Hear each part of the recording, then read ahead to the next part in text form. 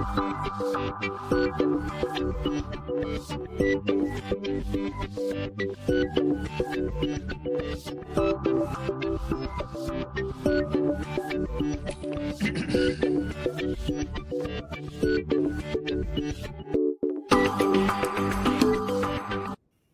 I am privileged today to be joined by Nish Ranasinghe again.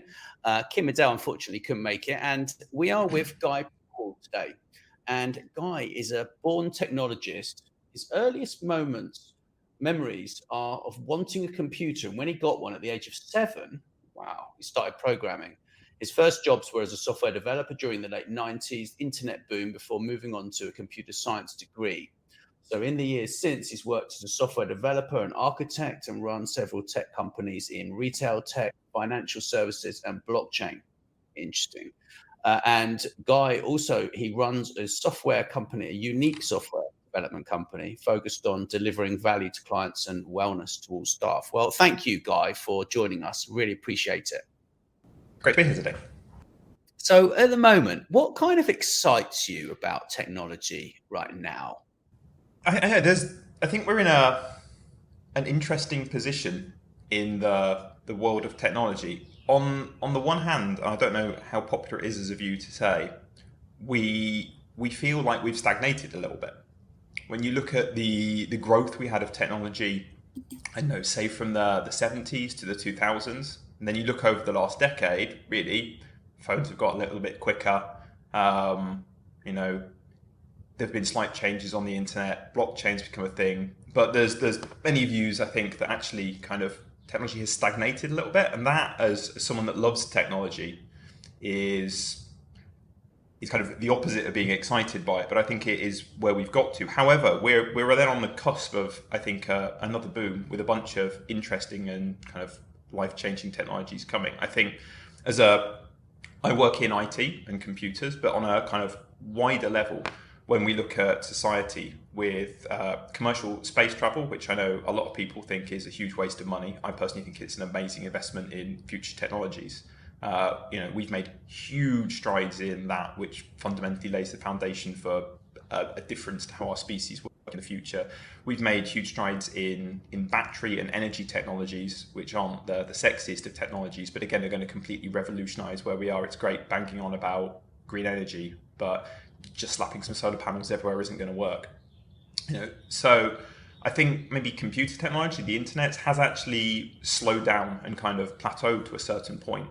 When we get, I think there's a lot of computer tech that gets bandied around as being exciting and the current thing. People talking about the metaverse or cryptocurrency and blockchains, all of which are things we're in part of. How revolutionary they are is different. I think when we look into outside computer tech, there's a lot more interesting and revolutionary things out there at the moment that are pretty exciting. So Nish, what do you think? What excites you the most at the moment around tech? I love what Guy said, by the way, about the space program, because I mean, so many people slate the space program, but if they actually realize that the devices they were talking on were kind of a product of what President Kennedy invested in today's money is $150 billion US, right? So I'm really excited about that too, because the capabilities are just growing. So sorry, I got a bit sidetracked there, Nish. I just had to go on a little bit about what Guy said. So what do you think, Nish? No, I think that I'm really interested in green technologies as well. Having just myself invested in an electric car, all of the tech that comes around with that is pretty impressive. And I think that when you look at things, that the applications of certain things in society is pretty interesting. So the space program, as you mentioned, it's an investment into the future of our species. But then you think about what's happening on our planet as well, and how people are switching to more green technologies. But then, for me, the other thing is what the people or societal application of some of these technologies are. So when you do talk about things like the metaverse, it's not just about sticking a pair of Oculuses on and then going to watch a football match. It's more about what does that mean for us what does it mean for us as a society? What does that open us up to? Things like blockchain, in theory, were things that could have really revolutionise transactions. But why is it that hasn't necessarily things haven't found the application for that? Is it adoption? Is it because people aren't ready for it? And I remember when Steve Jobs first came out with the iPhone, it was actually he created the iPad first, but realised that the world wasn't ready for it yet, so had to do the iPhone first in order to kind of get people ready for the iPad. And I wonder what the stepping stone is to get people up along the same curve as some people who are actually quite excited about certain very fast, very interesting technology such as the space program. What are the human applications, and how do we ensure that people are excited about the same things and not just excited about sticking virtual reality goggles on and going to look in a jewelry store? So that's, I don't know, that's kind of where I sit with this whole future technology thing. Yeah, I mean, I think from where I'm sitting, we've got massive issues when it comes to inclusion. Like that's something that I'm a big advocate of inclusion. You think that nearly 50% of the world don't have internet access, right? Like it's whilst it might be an opportunity, it's also practically a human right now. I don't know. What do you think, Guy? Do you think that technology companies could do more around inclusion for old people, disabled people, etc., etc.? Yeah, I mean, I think from a commercial perspective, the reality is that most tech companies would have every single person of every single age in every single part of the world using their products if they can, because it's about money at the end of the day. If we're looking at Facebook and the metaverse, if Facebook can get everybody from age 11 to age 111 across the whole world using their platforms, they would. I think there's practical issues. So talking about inclusion, and actually space comes with this as well. It's not easy to provide an internet connection in the middle of a village in sub-Saharan Africa. The cost of build out, as I mentioned before we started recording today, I live in broadly the middle of nowhere in the jungle somewhere, and I am lucky enough that I live somewhere where there's a large enough population that's paid to get an internet connection laid here, but it's the absolute minority, and the cost per mile is ridiculously expensive. So, how do you serve those underserved communities in a way that makes commercial sense? And I think what we have with kind of new satellite internet technologies like Starlink, one of Elon Musk's companies, potentially start to really change that, because suddenly you've got not just accessible internet, but good internet available to communities that are underserved and unable to get it at the moment. You've currently got satellite internet options. I looked when I moved here, $200-300 a month. It would have been the speed of a home internet connection from 15 to 20 years ago, and I'd have had bandwidth limits on it, and it would have been really, really slow for requests and things to go through.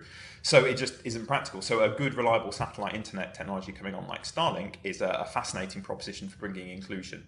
But at the end of the day, as much as I think, commercial companies, there's a commercial case there for Starlink.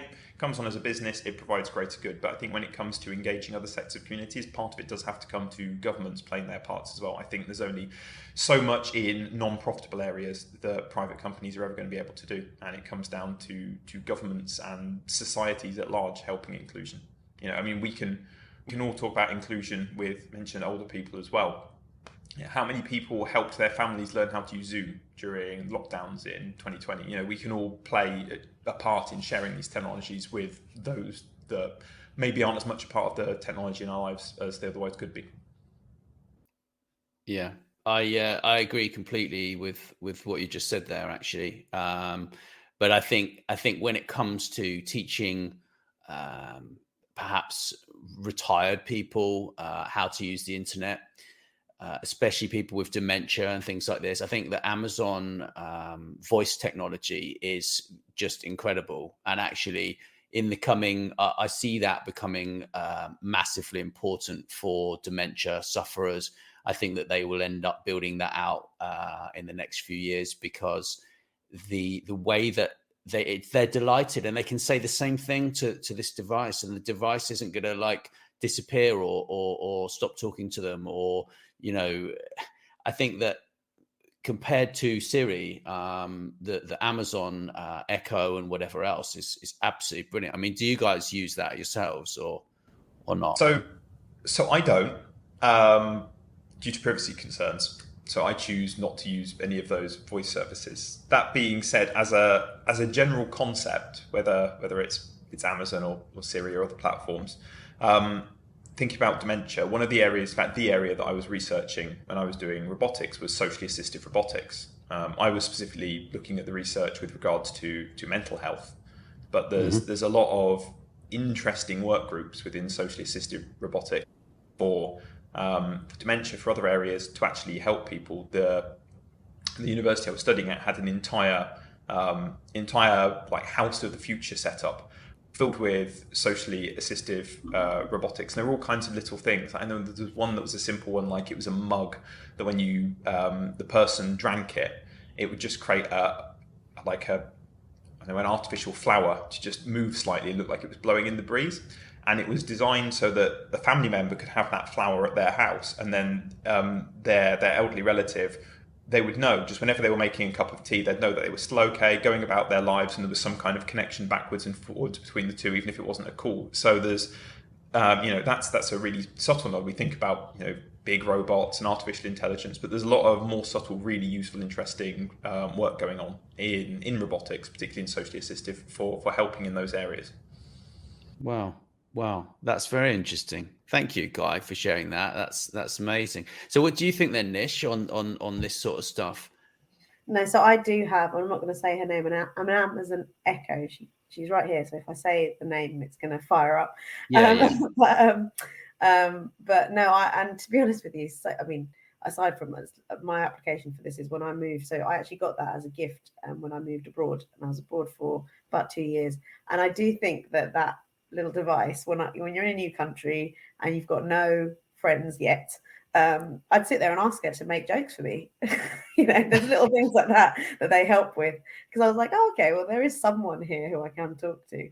And these ideas that you do need, whilst when people are far away, or during lockdown, you mentioned also people who are in nursing homes or apart from their families for whatever reason, whether that be even via a medical condition such as dementia, it could be there is a comfort in trying to bring people together using these technologies, and having little drop-ins with video conferencing and things like that. And even as simple as I remember upgrading my phone to include FaceTime, things like that, just to make sure that that you feel more connected to people. And if that's an application that technology can use, or one application that we know that technology is using at the moment, actually post lockdown, and how we're all, I mean, we work in a remote team, Guy, you and I work in a completely remote team, and every day we're seeing people on VC and making sure that we stay connected in different ways. So that is something that's really important, and the socially connectable devices is something that's a really great application for tech. The other thing is medical advances, to make sure that little treatments can be made quicker. Advances in, I guess, pharmaceutical technology, if they can start sort of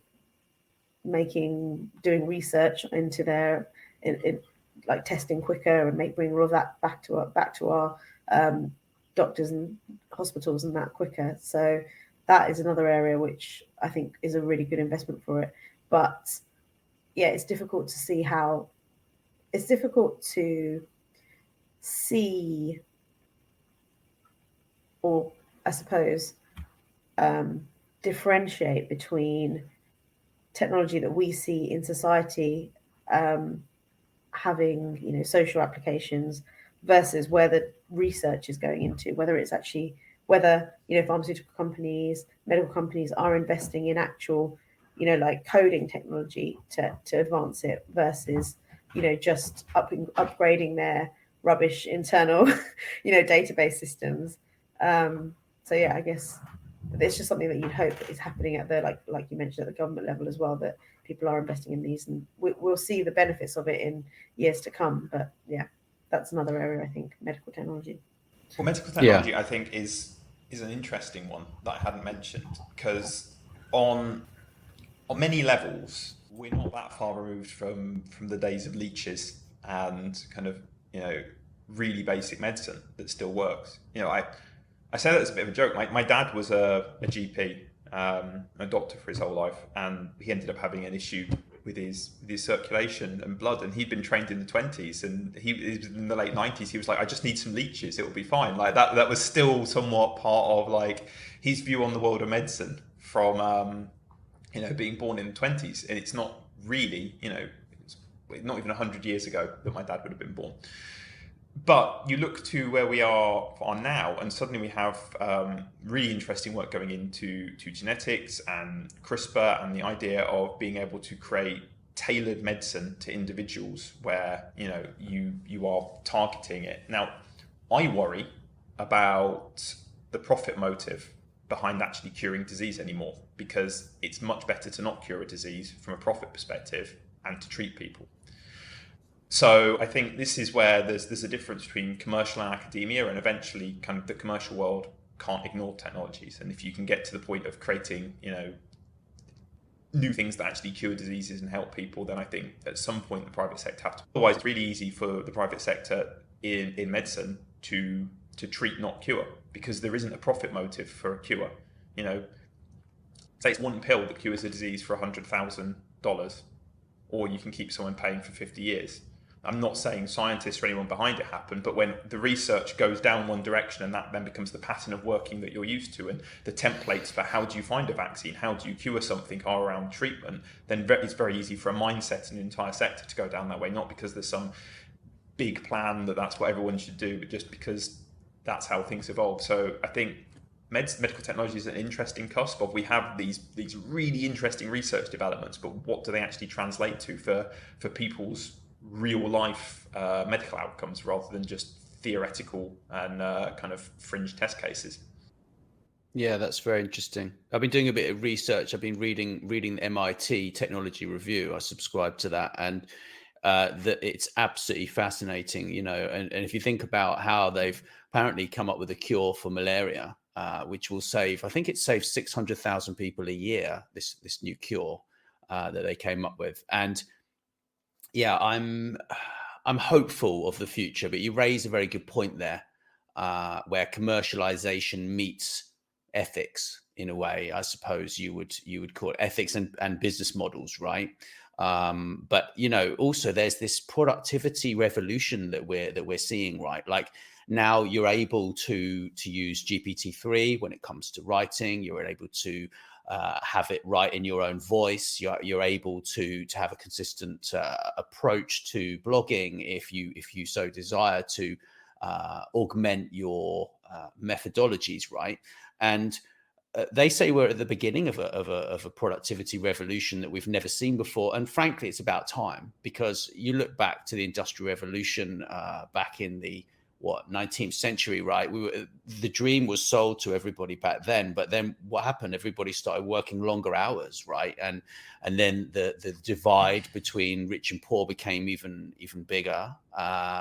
So I'm kind of excited about it, but I think that the people are going to suffer, the ones that are really not innovators, the people that think, well, I've always done it that way.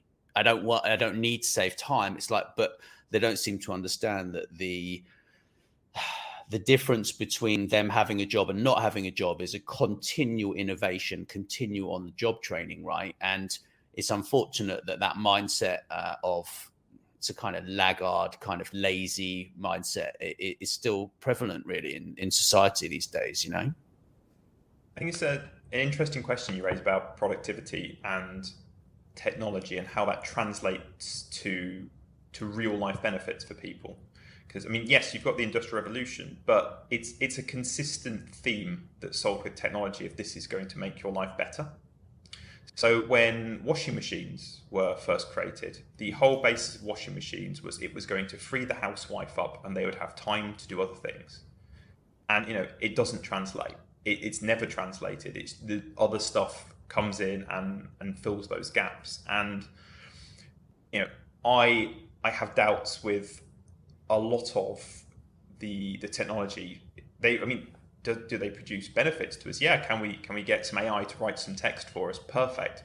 But whether that actually translates to better lives for people is a different question, because it's very easy to then come up with more things for people to do and invent it. And we have a society that's based around 100% employment and everybody being busy all the time.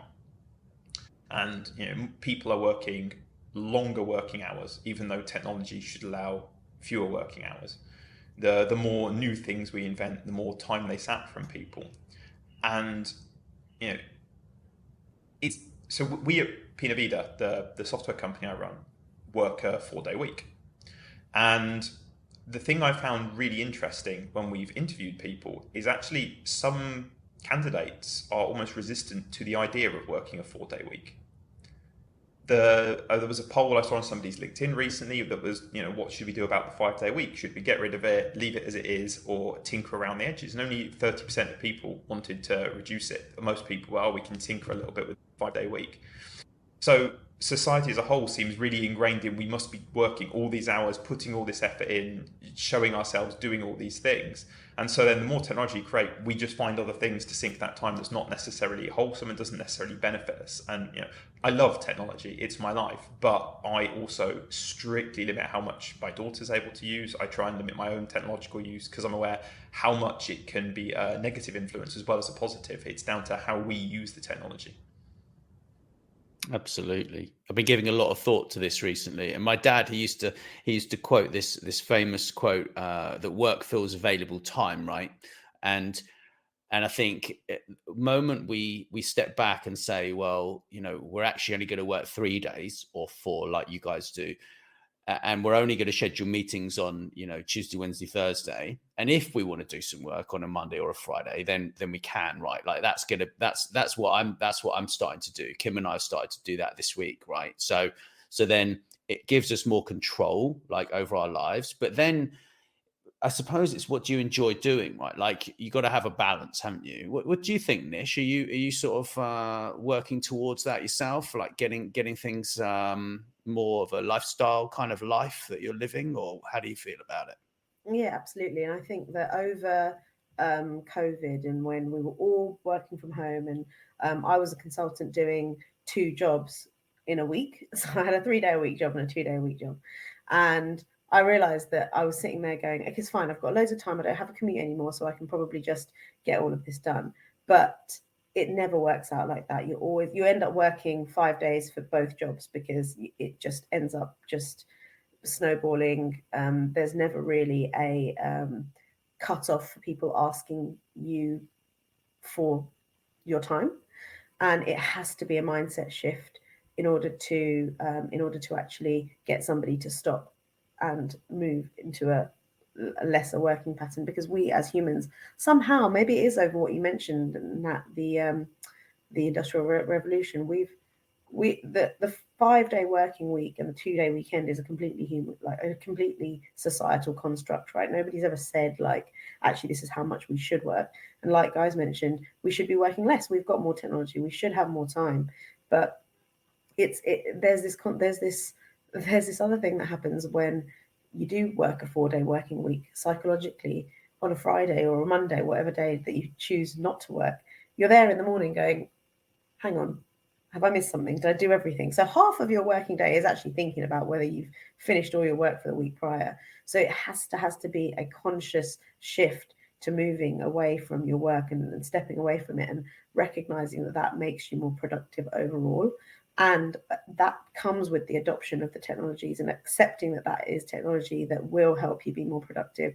Use the kind of workflow tools, get your teams all involved in them, because unless, like you mentioned before, that's where you have those laggards where people aren't adopting it. That's where and people aren't utilizing things in the right way. That's where everyone else spends more time trying to either explain it to them or work around them or doing all these things. So as soon as everybody sort of gets on board with doing things in a certain way, then everybody can sort of reduce and replenish their mental capacity in order to become more productive overall. So I'm a massive advocate for, number one, 4-day working week, and also working less, but Yeah. not reducing productivity. So yeah, I'm completely, I will speak to the hills on that, no worries.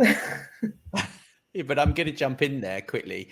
We've been talking a lot about people and technology, right? And this is kind of part of our theme throughout this series, really, of like, how do we get people to embrace the technology? And I know you guys put in a lot of systems, you do a lot of big projects. You work with a lot of people who basically may drag their heels, right? So, if you got any sort of advice for those people who are worried that this tech you're installing is going to remove them from their job and stuff like that, Guy?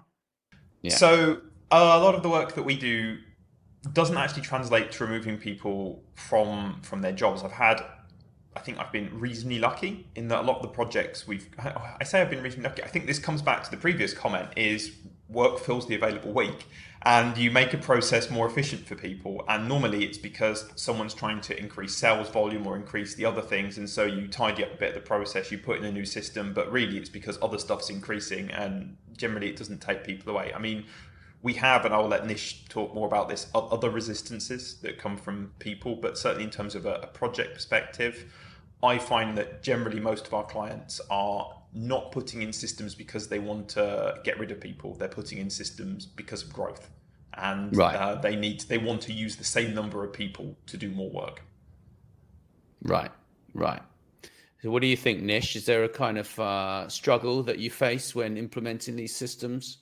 I think that's always the strategic requirement, is to have more people doing.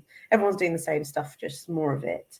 But there is always a struggle when you come to actually putting things in, and that comes down to people not really understanding where they then fit into the process, not really understanding that actually, if